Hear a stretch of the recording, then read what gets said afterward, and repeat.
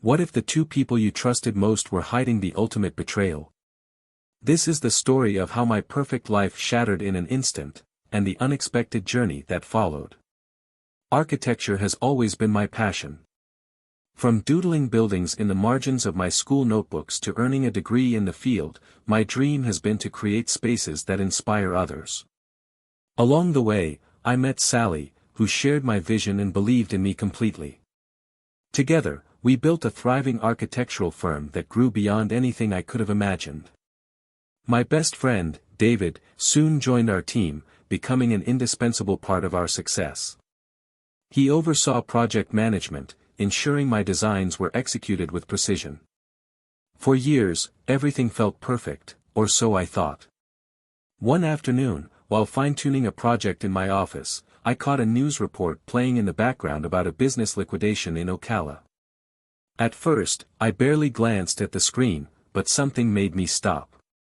The footage showed Sally and David leaving a motel room together. I froze. Sally had left work early that day, saying she had errands to run. David, on the other hand, claimed he was in Gainesville for a meeting. My world crumbled in that moment. 14 years of marriage and a decade-long friendship were suddenly drenched in doubt. Our firm had been thriving, especially after winning an award for designing the city hall. We had expanded to a team of 12 architects, moved into a sleek, 7-story office building, and enjoyed steady profits from renting out additional workspace. I had invested the most in the company, followed by Sally and David. On the surface, everything seemed to be going so well. But now, the foundation of my personal and professional life felt like it was on the verge of collapse. Looking back, I realized that Sally and I had grown distant over the years, largely because of my long work hours. Yet, despite our challenges, I never questioned her love or loyalty, until now. Confusion and disbelief swirled in my mind as I replayed the brief news clip in my head. I decided I needed to know the truth. Reaching out to George, a friend of mine who worked at the TV station, I asked him if he could send me a copy of the broadcast. When I watched it more closely, it confirmed my worst fears. Sally and David were caught kissing as they left the motel. The betrayal was undeniable. I wasn't ready to confront either of them without solid evidence, so I took the next step. Tom Noble, the motel's owner, happened to be someone I'd met a few times. I called him and explained my situation, asking about their surveillance footage. He told me the police had already taken the tapes but assured me I could come by any time to view them. That same day, I left work early, informing my secretary that I wouldn't be back until the next morning. I drove to the motel, dreading what I might discover. As I watched the surveillance video, the reality of their betrayal hit me like a punch to the gut. In the footage, David was the first to arrive, picking up a key and heading into room 116. A few minutes later, Sally appeared, heading straight to the same room. The video showed them entering together. Some time passed, and at one point, a man with a weapon sprinted past their door, followed by police officers. After the commotion died down, the footage cut to Sally and David stepping out of the room, kissing briefly before leaving the premises. Feeling a mix of anger and heartbreak, I asked the motel clerk if he recognized them. "Oh, sure," he said casually. "They come here every week, Mr. and Mrs. Anderson, right? Been regulars for 2 years now." His words crushed me. 2 years. I requested a copy of the footage, thanked the clerk, and headed home. My mind was racing, already trying to piece together a plan for what I'd do next. I knew I couldn't let them realize I was onto their affair, not yet. I needed time to gather my thoughts and figure out my next steps. What if their betrayal extended beyond the personal and into the professional? If they were stealing from the business, I needed solid proof. The only way to uncover that would be through a forensic audit. Luckily, the Southeastern Architects Association meeting was coming up in a week. I decided it would be the perfect opportunity to start investigating without drawing suspicion. With my secretary, Marge, heading out on maternity leave, her replacement, Debbie, came to mind. Debbie was sharp, resourceful, and already making waves in the office. She had even suggested setting up a childcare room in the building, an idea both Sally and David seemed enthusiastic about. I needed to discuss my plan with her, carefully, and get her involved in my investigation. Despite all the evidence, I still struggled to believe what was happening. Sally had always been affectionate, showering me with love and saying, "I love you," multiple times a day. David, too, seemed like the picture of devotion, always speaking fondly of his wife, Mary. But now, I had to set aside my emotions and act convincingly to avoid tipping them off. That night at dinner, I put on my best performance. Everything appeared normal, though I noticed Sally stiffen when Mary casually brought up the motel liquidation she'd seen on the news. David, however, remained calm, brushing it off with a comment about whether it was the same place we'd once worked on a project. I couldn't tell if Mary was suspicious or subtly testing them, but her timing made me uneasy. After dinner, we all pitched in to clean up. Sally was at the sink washing dishes while David dried them. Mary and I carried in items from the patio, and as we returned, I overheard Sally and David talking in hushed tones. Their conversation stopped abruptly when Mary quipped, "What are you two planning, sneaking off once JN and I are asleep?" Both of them startled, their reactions a little too exaggerated. Sally recovered quickly, laughing it off and joking, "Sneaking around is the only way we ever get any attention. Dave's too scared of being caught by Mary." Her laugh was infectious, and the room filled with chuckles, but the tension I felt was unmistakable. Once Mary and David had left, I turned to Sally, my mind racing. "Is there something going on?" I asked, trying to keep my tone even. She looked at me with her usual loving gaze, her voice soft as she denied any wrongdoing. "Of course not," she said, reaching for my hand. "I love you. I'm ready to start trying for a baby. Isn't that what we've been talking about?" She sounded so sincere that for a moment, I doubted everything I'd seen. Was I overreacting? Or was this part of the act? My heart was at war with my mind. That night, as I climbed the stairs, Sally was already waiting for me in our bedroom, her demeanor unchanged. She acted as though nothing was wrong, but I felt suffocated by the weight of what I knew. The guilt, anger, and confusion overwhelmed me to the point that I became physically ill. Sally rushed to my side, genuinely concerned, but I couldn't bear her touch. Her presence, once a source of comfort, now only intensified my turmoil. I mumbled something about needing fresh air, quickly got dressed, grabbed my keys, and left the house. I drove aimlessly for a while, unsure where to go, before pulling into the parking lot of a small cafe. Sitting down with a coffee, I tried to make sense of my situation, but my thoughts were a jumbled mess. As I stared blankly at the table, my phone rang. It was Sally. I let it ring until it went to voicemail, unable to face her voice. For the first time in my life, I felt completely lost. As I sat in the cafe nursing my coffee, my thoughts spiraled. How had I missed the signs that my marriage was unraveling? The betrayal was so blatant now, but looking back, the cracks must have been there all along. I just hadn't seen them, or perhaps I hadn't wanted to. Just then, Debbie, my new assistant, walked in. She spotted me immediately, her warm smile faltering when she noticed the exhaustion etched on my face. Without hesitation, she walked over. "John. Are you okay?" she asked softly, concern clear in her voice. I hesitated for a moment before waving her into the seat across from me. She didn't push, but her empathetic gaze encouraged me to open up. Debbie shared that she'd gone through some difficult times with her own family, so she understood how overwhelming life could get. Eventually, I let my guard down and told her everything, about Sally's affair with David, the motel footage, and the gnawing disbelief that someone who claimed to love me could do this. Debbie reached across the table, placing a comforting hand over mine. "I'm so sorry, John," she said sincerely. "I can't imagine how much this hurts." Then she added something that caught me off guard. It might sound strange, but Sally could be struggling with something deeper. My sister went through something similar. She loved her husband deeply but couldn't stop cheating.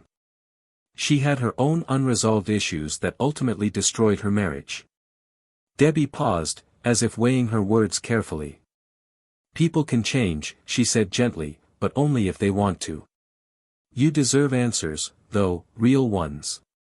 Does Sally love David? How long has this been going on? And most importantly, why hasn't it stopped? Her words resonated with me. Answers. That's what I needed before I could decide what to do. I decided to confide in her further. Debbie, I need your help. While we're at the Southeastern Architects meeting in Atlanta, I want to dig deeper into this. I need to know if there's more to what's happening between Sally and David, and if it's affecting the business. Debbie nodded, her expression serious. What do you have in mind? I'm planning to hire a forensic accountant, I explained. But I also need to understand their routine better. Sally and David meet often outside work, and I need evidence of what's going on. I think setting up hidden cameras could help. I trust you to handle the logistics. She smiled, a mix of determination and empathy in her eyes. I'll do everything I can, John. I may need to hire a babysitter, though, she said with a small laugh. Use the company card, I replied. You can withdraw up to $300, and the card has a $10,000 limit. Here's the PIN.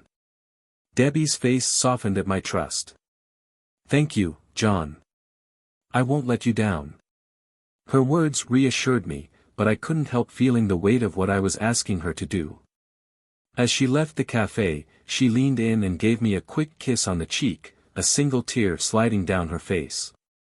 You're a good man, she whispered. We'll get through this. After she left, I glanced at her bill. It was only $2.50. Without thinking, I covered both of our tabs before heading home.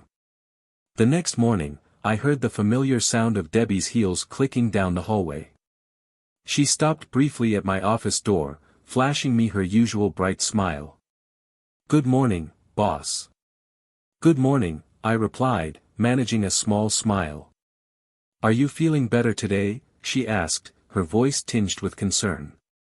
You seemed a little off last night. I nodded. Yeah, I'm good now. Thanks for checking in. By the way, did that daycare proposal come through? Debbie's eyes lit up. It did.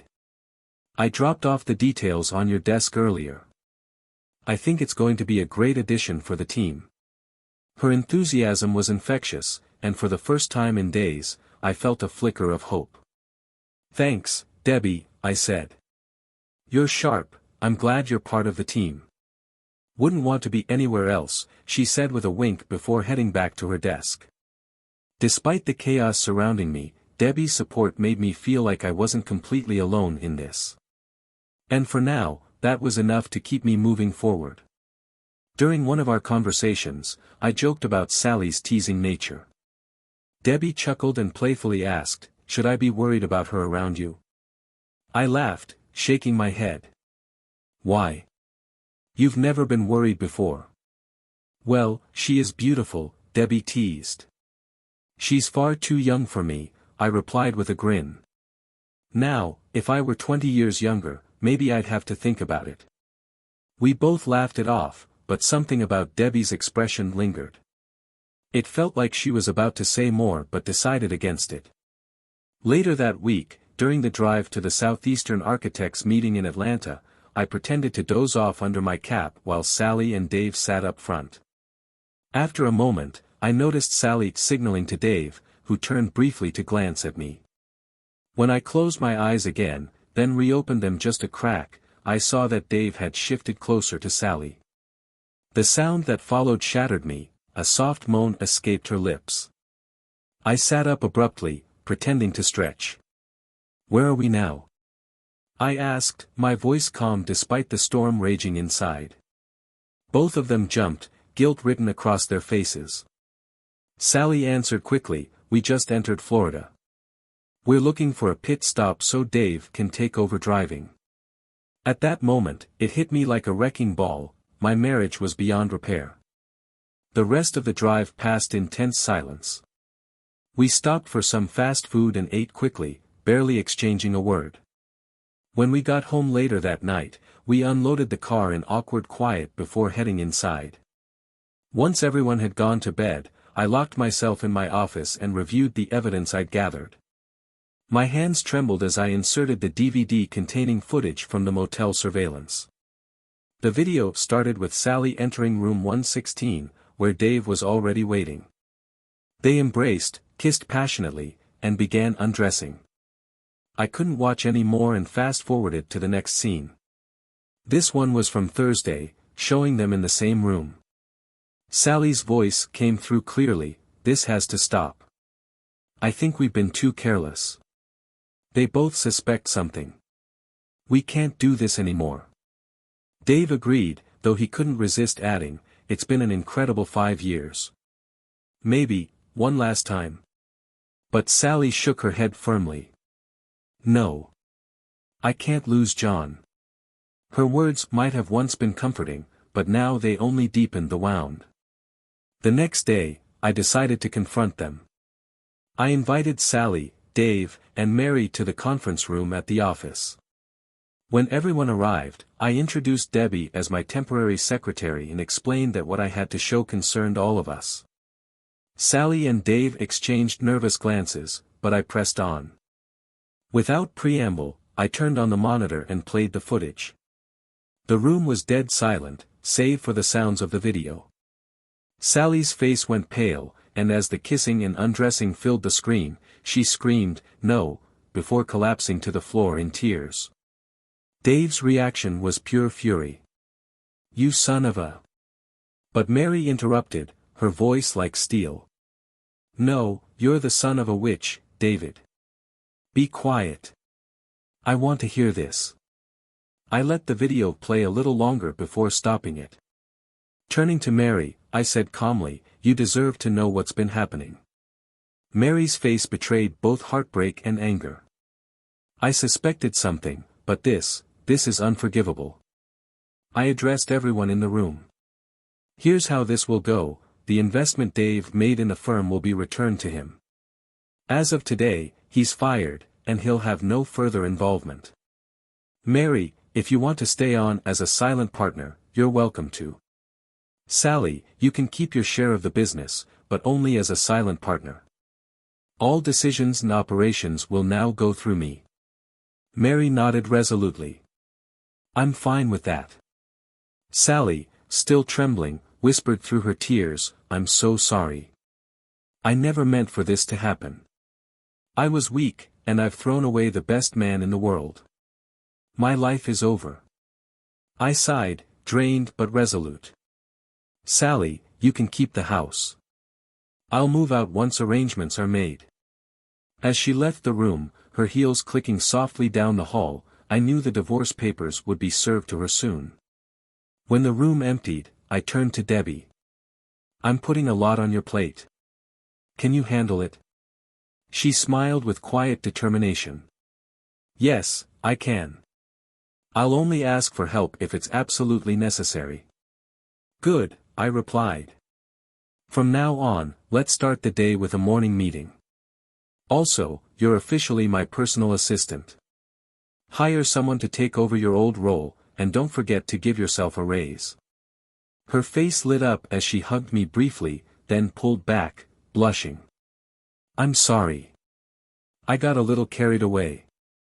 I laughed, amused by her enthusiasm. "Thank you for the kiss," I teased. "I might have to promote you every day if this keeps up."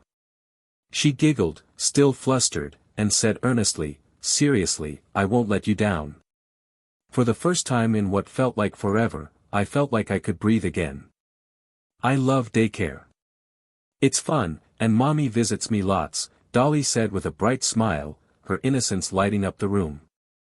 I couldn't help but smile back at her enthusiasm. "Dolly, have you ever been to the zoo?" I asked. She glanced up at Debbie, then back at me. "No. Where the animals are, she asked, her curiosity evident. That's right, I said warmly. I'd love to take you and your mommy to the zoo this Sunday, if you'd like. Dolly's eyes lit up, and she turned excitedly to her mom. Mommy, can we go? Realizing I'd overstepped, I quickly apologized. I'm sorry, Deb. I should have asked you first. Debbie smiled, clearly touched by the gesture. It's okay. That sounds like a wonderful idea. Dolly cheered, already planning what animals she wanted to see. As we wrapped up for the day, I noticed Dolly hesitating near the door. What's wrong? I asked with a grin. She giggled and said, I didn't kiss you goodbye. Laughing, I crouched down as she ran toward me, arms wide open. I lifted her up, and she gave me a sweet kiss on the cheek before I set her back down. Moments like this made the weight of my struggles a little lighter. Afterward, I handed Debbie a set of keys. She looked at them, puzzled. What's this? You look so professional in your new suit, I said with a smile. You can't be seen riding the bus anymore. These are the keys to your company car, it's parked in your new reserved spot. Debbie's eyes widened in shock. Wait, what? Really? Yep, I replied casually. If you don't like it, I can get you something else. No pressure. Her brow furrowed. It's not that I don't like it. We love it, but it's too much. I don't think I can accept this. It's been sitting and used for over a year, I explained. If you really don't want it, I'll get you something else. She laughed softly, shaking her head. Okay, I'll keep it. You sure know how to get your way. I chuckled. Hey, you're the one who convinced me to set up the daycare. You've got a knack for getting things done. Just don't get mad at me for pushing you too much, she said softly. I'm not mad, Deb. That's exactly why I hired you, to push me to do better. She looked down, her voice quiet. I feel like I owe you so much.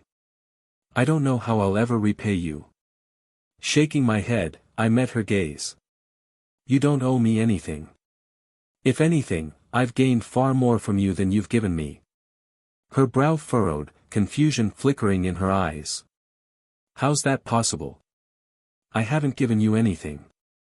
You've given me the most precious gift of all, I said, my voice thick with emotion. You and Dolly, your kindness and presence have saved me in ways I can't explain. If I weren't so much older, I'd court you with everything I have. Realizing the weight of my words, I hesitated. I probably shouldn't have said that. Debbie's cheeks flushed, but her smile stayed soft. When I was little, I dreamed of marrying a tall, strong, handsome man who'd dance with me into the sunset. Well, I replied with a chuckle, 3 out of 4 isn't bad. I'll skip the dancing for your love, Debbie said with a warm smile. I can't live without that. Her words lingered in my heart as I thought about the future we'd build together. A marriage license, honeymoon plans, deciding where we'd live, all of it felt both exciting and overwhelming. Debbie noticed the thoughtful look on my face and grinned knowingly. You're already working on a solution, aren't you? I can help. I shared some of my thoughts, and she smiled with confidence. Don't worry, I've got it all planned out. Now, go back to sleep. I tried to take her advice and relax, but my mind refused to settle. I couldn't have been happier, though. The life we were building was everything I'd ever wanted. In the meantime, Debbie had been training a young man, Jeff, to handle her day-to-day tasks. Jeff was athletic and around 30, which left me feeling slightly uneasy, though I said nothing. The next morning, I noticed Debbie spending a lot of time with him, laughing and working closely together. That afternoon, I stopped by Joanne in the secretarial pool and asked for a new assistant. Joanne smiled knowingly. I've got just the right person for you. She'll be in your office tomorrow, ready to help. Later that day, I went to check on some new wall section drawings, exhausted from everything on my mind. When I returned, I dozed off briefly on the couch. I woke to Debbie kissing me gently. "We're done for now," she said softly. "We'll return tomorrow." Back home, we unloaded 4 loads of boxes into Debbie's dressing room, where I helped her unpack. That evening, we ordered Chinese food for dinner, much to Dolly's delight.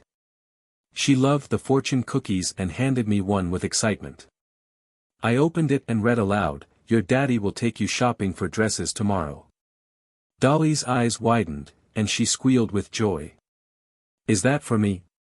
The next day, Debbie and Dolly both picked out new clothes during a shopping trip. That evening, as we settled in at home, Dolly hugged Debbie and said, "Mommy, we're safe now, right?" Debbie smiled tenderly.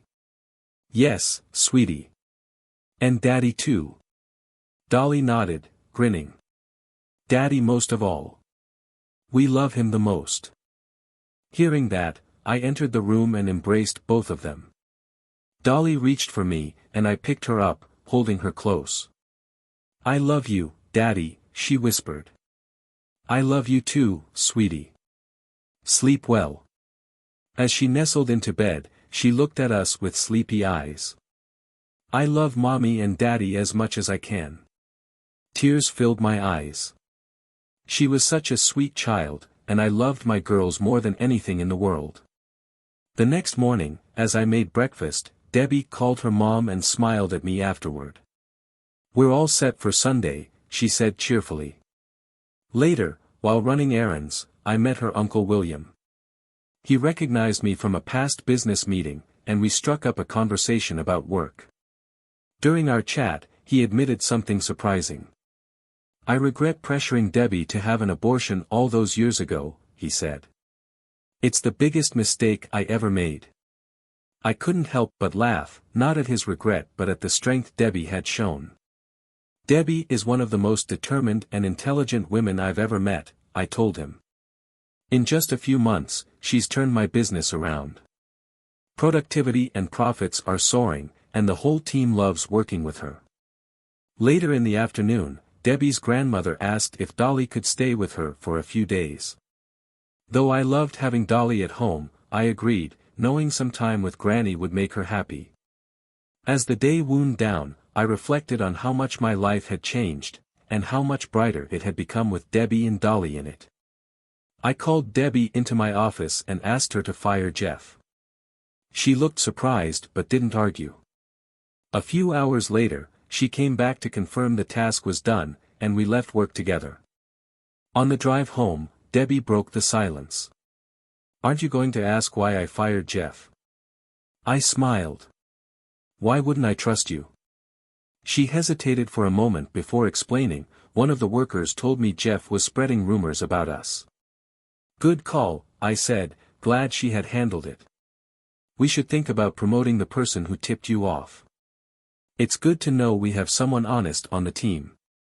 Later that evening, as we prepared dinner, I thought aloud, I don't even remember seeing Jeff before we hired him." Debbie paused, then said thoughtfully, "Maybe I blocked the memory." After what happened during my attack," her voice trailed off. I nodded gently. "It's possible. Trauma can make the details blurry." Noticing my swollen hand from earlier, Debbie quickly grabbed a bowl of ice. "We need to get this taken care of," she said, fussing over me. As she worked on icing my hand, I teased, "It's a good thing you didn't go after Jeff in stilettos. Ballet slippers are definitely safer." She smiled but then got serious. "I'll always be ready to defend myself and Dolly now." The next day, we left work early, dropped Dolly off at her grandma's, and headed to the martial arts center. We told the owner about our concerns and the need to protect ourselves, especially with a toddler in our lives. He recommended a self-defense baton disguised as a flashlight. A flick of the wrist extended it to 21 inches. Intrigued, we signed up for a 1-hour class and purchased 2 batons. From there, we went to a weapon shop to take a concealed weapons course. Debbie tried out a few handguns before settling on the Walther PPK, quickly mastering its handling. Watching her practice, I joked, if you were wearing an evening gown with a tiny clutch, you'd still look like a Bond girl. She laughed, her eyes softening. I'll always look to you for protection, but it's nice to know I can handle myself too. You're my hero, though. The weapon shop owner, impressed with Debbie's progress, praised her aim. By the end of the course, we both passed the written test and received our concealed carry permits. Debbie became incredibly accurate at close range, and stopping by the range for practice became one of her favorite activities. A few months later, Debbie surprised me with plans for a vacation. We're going to Grand Cayman, she announced excitedly, and we're staying at a clothing-optional resort. I laughed. I don't even want to ask how much this is going to cost. It's not much, she reassured me, and I'm already packed. The trip was wonderful, relaxing on the beach, enjoying the warm sun, and simply being together. However, our experience in the clothing-optional section took an unexpected turn. One morning, we woke to find a small crowd gathered near us. A man approached Debbie with an unusual offer, saying, "You'd be perfect for an adult film. You'd make big money." I was livid, though Debbie managed to politely decline. Back in our room, I tried to shake off my frustration as I got ready for dinner. Debbie watched me closely, concern etched on her face. Is this about what he said earlier? I sighed. No, it's just, your teasing comment earlier hit me harder than I'd like to admit. Her face crumpled with guilt, tears spilling down her cheeks. I didn't mean to upset you, she said, her voice breaking. I pulled her into a hug, gently calming her. It's okay. I overheard your conversation with that guy earlier, and I know it wasn't your fault. Her eyes, still wet, searched mine. Are you sure you're okay? Trying to lighten the mood, I joked, I'll do my best with my inferior equipment. Debbie burst into laughter, swatting my arm. You're impossible. A few months after our honeymoon, Debbie called me and Dolly to the kitchen table, her face radiant with excitement.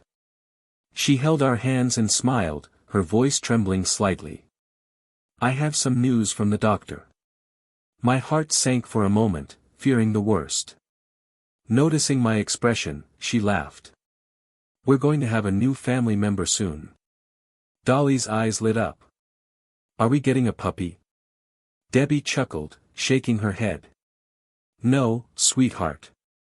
You're going to have a little brother or sister. Overwhelmed with joy, I wrapped them both in a hug, my heart fuller than it had ever been. I scooped Dolly into my arms, spinning her around the kitchen as we both cheered in excitement. Her giggles filled the room, and Debbie laughed as she watched us, her hands resting protectively on her stomach. But as the joy of the moment settled, new worries began to creep into my mind. What if the baby was too big? What if she had twins? I hadn't considered these possibilities before, and now a wave of fear for Debbie's safety washed over me. Debbie noticed my change in expression. What's wrong, honey? She asked gently, stepping closer. I pulled her into an embrace and whispered my fears. What if something goes wrong? What if the baby is too big? I don't want to lose you. She smiled softly, her hands running soothingly along my back. Women's bodies are designed to handle this, she reassured me. And modern medicine is here for anything that might come up. That's why I go for prenatal care. The doctor monitors everything. If there's any risk, they can induce labor or do a C-section if needed. Her words calmed me, though the lingering fear in my chest remained. I just want you to be safe, I murmured. And I will be, she said, her voice steady. We're in this together, remember? A few weeks later, we found ourselves in the middle of chaos. Debbie and I had stopped by the bank, only to hear gunfire erupt from inside as we parked. My heart raced as I rushed to her side, relieved to find she was unhurt. Before we could catch our breath, more shots rang out. The sound of shattered glass echoed as screams spilled out from the bank. I instinctively started toward the doors, but Debbie grabbed my arm. "I'm coming with you," she insisted. "No," I began to protest, but her determined expression stopped me. Together, we approached the broken glass doors, cautiously stepping inside. A man was holding a woman hostage, his weapon aimed directly at her head. My hands were steady as I raised my gun, taking a shot that hit him square in the temple. He dropped instantly. As I moved to check on the woman, another robber emerged from behind a desk, his weapon drawn. Before I could react, Debbie fired 2 precise shots, taking him down. By the time the police arrived, the scene was under control. We were shaken but unharmed. The incident drew unexpected media attention. Offers flooded in for Debbie, interviews, talk show appearances, and even product endorsements for everything from hair care to diapers. I had to step in to protect her from being overwhelmed, especially as her due date approached. "We're limiting your activities," I said firmly, sitting her down one evening. "No interviews or events during the week before and at least 3 weeks after the baby is born. Only family and close friends. You need to rest." Debbie smiled at my concern but nodded. "Okay, I'll listen to my hero." Despite my precautions, Debbie continued managing her workload. Even during a beach party we hosted at my property near Daytona, she was at the center of everything, coordinating and charming everyone present. The party was a hit, but I couldn't ignore the way Jamal, one of her team members, seemed to hover around her. It wasn't just his presence, it was the way Debbie seemed to avoid my gaze when he was near. My frustration grew as the evening went on, my mind racing with doubts. Betty, who was helping with the food, noticed my mood. "What's wrong?" she asked, concern in her voice. "I need a walk," I muttered, stepping away. The sound of the waves crashing against the shore did little to quiet my mind. Could Debbie be interested in Jamal? The thought made my chest tighten. Eventually, I couldn't keep it to myself any longer. When Debbie and I were alone later that night, I admitted everything. "I feel like a fool," I said, my voice low. "I misread everything, didn't I?" Debbie took my hand and squeezed it gently. "Don't," she said. "It's normal to feel the way you did. But now you know the truth, there's nothing to worry about." Relief washed over me. "So what do we do now?" She thought for a moment before responding. "We'll talk to Jamal. He's done great work, but from now on, he'll report to Marty or Betty. It'll keep things clear for everyone." I nodded. "That sounds like the right plan." Debbie smiled, her eyes warm. "And now, you won't have to worry about me spending too much time with anyone but you."